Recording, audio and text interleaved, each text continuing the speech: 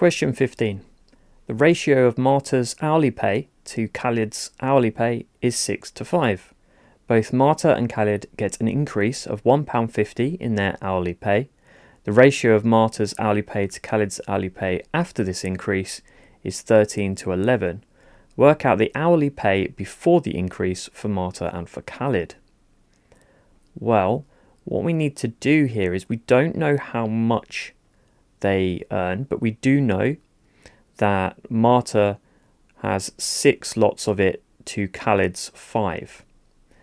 And then we know that they are getting an additional £1.50 each, which is then the same as 13:11. Now this allows us to form some equations. 6x plus 1.5 is Marta's hourly pay after the increase. 5x plus 1.5 is Khalid's hourly pay after the increase, which is equivalent to the ratio 13:11.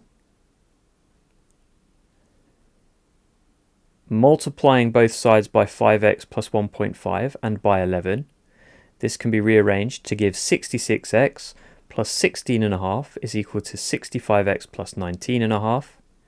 And if we subtract 65x from both sides and subtract the 16.5, we get our x value to be 3.